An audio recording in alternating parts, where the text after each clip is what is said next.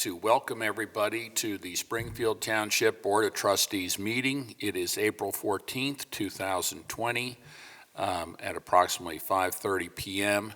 Because of the coronavirus pandemic, this is a virtual meeting of sorts where we are going to be telecasting this over Waycross Media. Anyone in the public who is watching, they will have the opportunity to pose any questions to the board through our email. And Kathleen, before we get going, can you tell the public what that email is? Absolutely. That email address is the letter K and then Kennedy, so KKENNEDY at springfieldtwp.org. Okay. Thank you. Thank you, Kathleen. Next, could we have the roll call, Mr. Burning? Yes. Ms. Davis? Present. Mr. Burning? Present. Mr. Honolaw? Present. All the trustees are present. Next, could we please stand for the Pledge of Allegiance? I pledge allegiance to the flag of the United States of America and to the republic for which it stands, one nation, under God, indivisible, with liberty and justice for all. The first thing that we have on our agenda this evening is approval of minutes from our regular session on March 10th, 2020, and a special meeting on March 31st, 2020. Do we have a motion to approve the minutes? So moved. Seconded. All in favor? Aye. Motion carries. Mr. Burning, do we have a fiscal officer's report? Yes, Mr. Honolaw. For the month ending March 31st, 2020, the township expenditures were $1,758,754.11, and receipts were $6,038,517.25. The ending cash balance of $22,001,966.44 includes obligations to expenditures, payroll, regular operating costs, ongoing capital improvement projects, and investments. What I do request is a motion to approve the receipts, warrants, payroll expenditures, update and current revenue and reports for the period ending March 31st, 2020. Do I have a motion? So moved. Second. All those in favor? Aye. Motion carries. And I just want everyone to know that township financial reports are available upon request here during business hours or over the internet 24 hours, 7 days a week. Thank you. Thank you, Mr. Burning. Next, moving on to departmental action and discussion items. Mr. Gilbert, do we have the Township Administrator's report? I do. Thank you, Mr. Honolaw.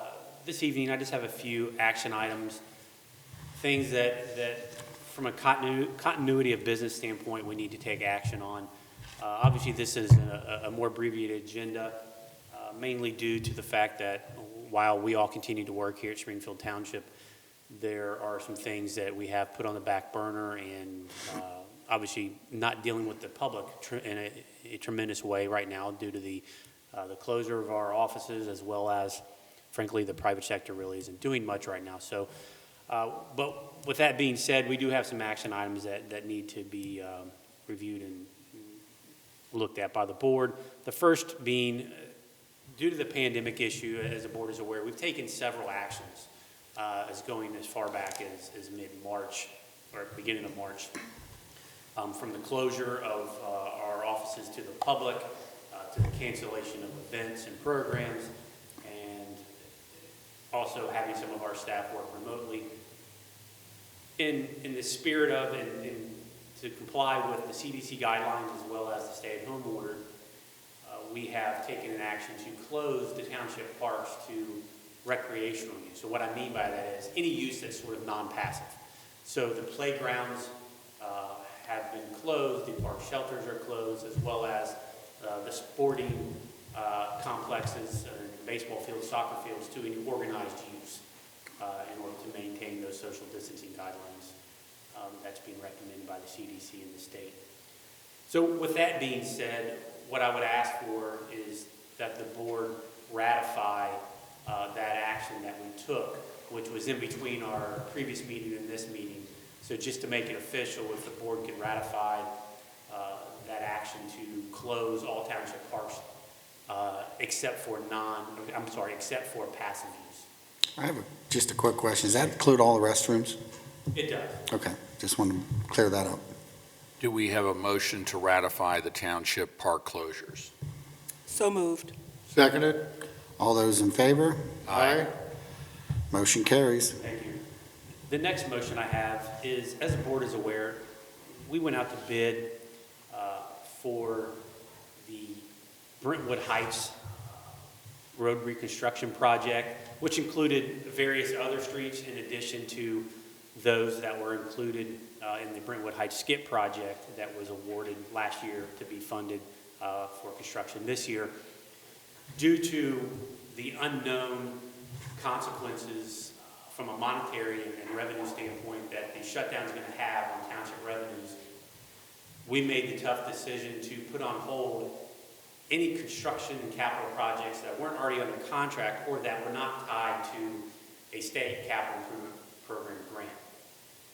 So as a result of that, we're going to take our capital improvement project for road reconstruction projects from just shy of $1.9 million this year to just shy of $1 million, which is $979,340, half of which will be paid for by state capital improvement program grant funding. So what I would ask for in this motion, which is somewhat unusual that we've never done before, is to award the lowest bidder, which was Adlita Construction, at $1.875,775. So $1,875,775 with a modified scope of work to reduce the bid amount down to $979,340.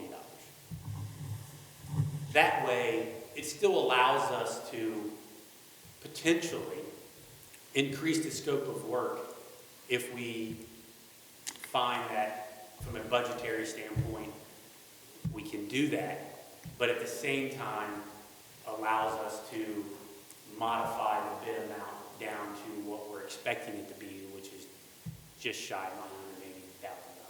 Does that make sense? So what I would ask for is a motion to award the lowest bidder of Adlita Construction with a modified bid amount of $979,340 due to a reduction in the scope of work. And Chris, that, I was looking back at the forms we went over back when we considered all the different road projects. That's going to be for Thunderbird. No, it's not. So the projects under this particular Brentwood Heights is Pine Hollow, Fernwell, and Foxcroft. That's the project that is applicable to the skip grant. So that would be Pine Hollow, Fernwell, and Foxcroft. Okay, Is the Brentwood Heights project. okay, very good. Just wanted to clarify that.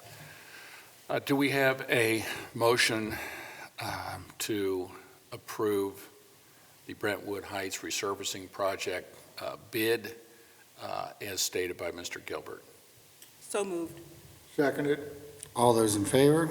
Aye. Motion carries. Thank you. The next action item I have is something we do every year, which is the Stormwater District fee renewal.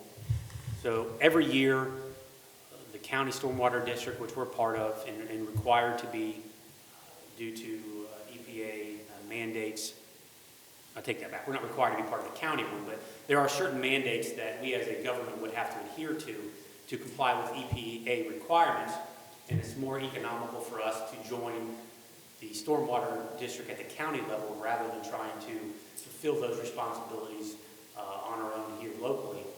And as a result, there's a fee structure that's put in place in order for the county stormwater district to carry out the required activities that's mandated by the EPA. Again, this year, that fee will be $15.14, which will be assessed to individual property owners here in Springfield Township. So I'm just asking for a motion authorizing me to sign the renewal fee for Springfield Township for the Hamilton County Stormwater District. Do we have a motion? So moved. Seconded. All those in favor? Aye. Aye. Motion carries. Moving on with the spirit of agreements and renewals, it's that time of year again where we renew our property and liability insurance. Again, the quote from the Ohio plan and brought to us by our broker, which is Highland, is, as you look at it, last year our expiring premium was $196,183. This year it's $221,282. The reason for the increase, which I think bears some explanation, is, as the board is aware, we operate the multi-jurisdictional drug task force known as DART. DART has a separate risk and liability insurance policy, or they did have a separate risk and liability insurance policy through the Ohio plan as well.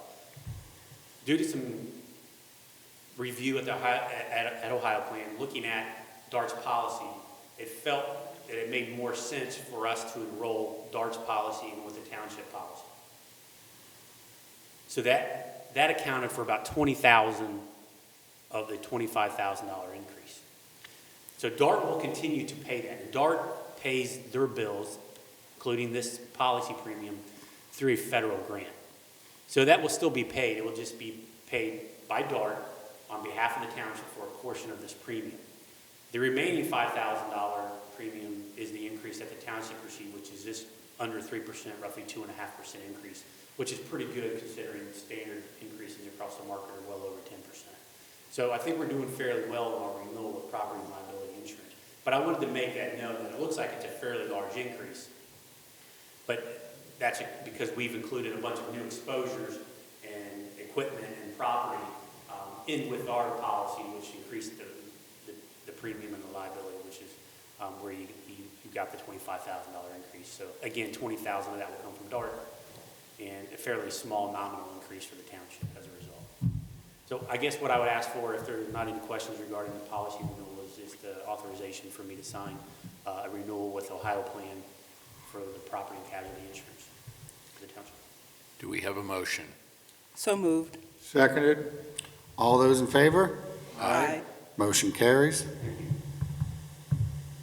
So another agreement in renewal that we have that is expiring soon in April is Bachman HVAC, which is our vendor that takes care of all of our preventative maintenance and HVAC needs here in the township. As the board is aware, when we moved from VOX as our facility maintenance contractor and went to TDG, part of that change was to bring on an HVAC contractor to work in tandem with TDG to provide the same level of service that we received from VOX. In fact, we're receiving better service with the combination between TDG and Bachman than we did with VOX, and at a reduced cost. The renewal rate continues to be the same. That hasn't changed, and this will again be another one-year contract from April this year to April of 21. So I would just ask for a motion authorizing the administrator to sign a agreement for 1 year with Bachman HVAC. Do we have a motion? So moved. Second. All those in favor? Aye. Motion carries.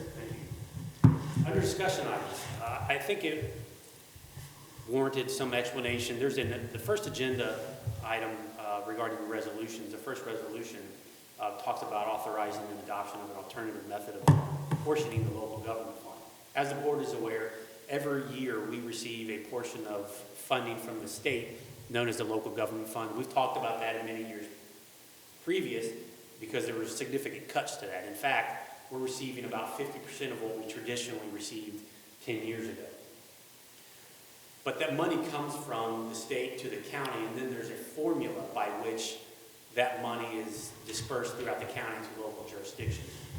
The county's been using this alternative formula, and it's referred to as alternative because it's different than what the traditional formula is outlined in the Ohio Revised Code. The county's been utilizing this formula since 1989. Every 8 years, we're asked by the county auditor to pass a resolution authorizing and accepting an alternative formula to disperse the local government funds throughout the county. That's what that resolution is for. And as shown on the attached chart, the township is scheduled to receive approximately $365,000 to $370,000 per year for the local government fund. So, again, not to go into the complicated formula itself, but I just wanted to explain what that resolution was for and why we're adopting it. We do this every 8 years, and we have since 1980. Any questions regarding that? But you'll take action on it via the resolution, but just wanted to explain what that resolution was for. Thank you, Mr. Gilbert. Next, under discussion items, I have the personnel update. We were very busy in the fire department. Obviously, due to the pandemic and the increased run volume, we've hit it pretty hard trying to bring on additional part-time firefighter, EMTs, and medics to cover the available shifts that are needed to maintain adequate responses to the increased volume and demand. So with that being said, we brought on these particular part-time firefighter EMTs: Henry Cadell, Jacob Courtney, Haley Dana Miller, Ryan Kennedy, Kirsten Kolkmeyer, Elena Kosalina, which is a part-time medic-only position, Anthony Ligori, Jacob LeCount, Leah Reese, Tyler Schnell as a part-time medic-only position, and Sherman Smith as a part-time EMT firefighter. And those dates were April 6th for several of them and April 8th for the remaining. So pretty busy in the fire department trying to bring on those part-time medic and EMTs to fill those shifts. Moving on, community intervention programs. While typically we would have Kim Flam read this report, practicing our social distancing, we've refrained from bringing in any additional staff other than what's necessary. The June 5th Puppets for Lunch, while not canceled yet, will likely be canceled. So stay tuned for that. June 19th, Touch a Truck, while we have not canceled that potentially will be canceled as well, just depending on what happens with the stay-at-home orders and the social distancing requirements. We're still not sure yet, so we're not sure what's going to happen. So Hopefully that can be rescheduled. yeah, we'll Very try. popular event. We'll definitely try. There's a lot of logistics and things involved, but we'll do it. We'll do our best. June 26th and 27th, all kids theater production of Disney's Moana Jr. That has been canceled, and not necessarily canceled by us, but by the firm or the agency putting on that production. And then July 6th and July 30th, we have big screen outdoor movies in the moonlight. Again, that's something we put on. Hopefully we can have that event, but again, we're in a time of uncertainty, and we're just playing it day by day at this point. Wait and see. Wait and see. With that, the board has copies of the departmental activity reports, so unless there are any questions of those, that concludes my report. Thank you. All right, thank you, Mr. Gilbert. Thank you, Chris. Thanks, Chris. Next, moving on to resolutions. The first resolution we have this evening is Resolution Number 36, 2020, resolution authorizing the adoption of an alternative method of apportioning the local government fund. Do we have a motion? So moved. Seconded. Ms. Davis. Aye. Mr. Burning. Aye. Mr. Honalaw. Aye. Resolution carries. Next, we have Resolution Number 37, 2020, authorizing private sale of unneeded and unfit for use property in the police department. Do we have a motion?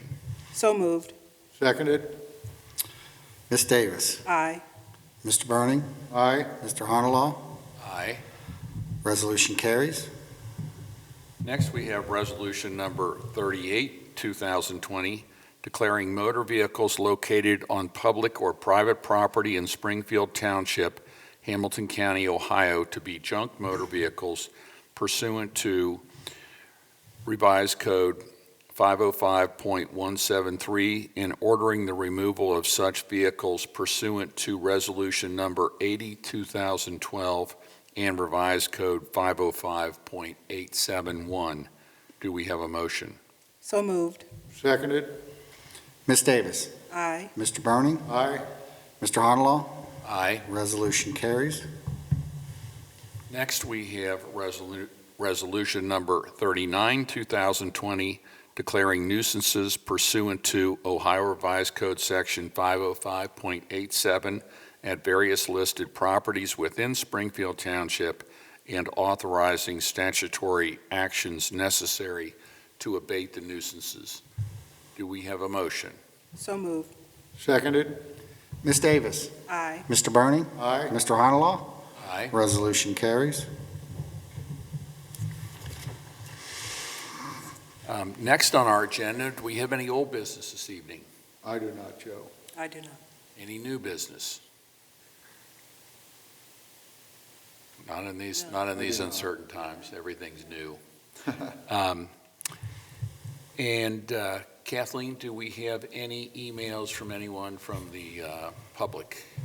I've only received one email, and that's from Miss Laura Abrams, letting us know that she's watching live on Waycross.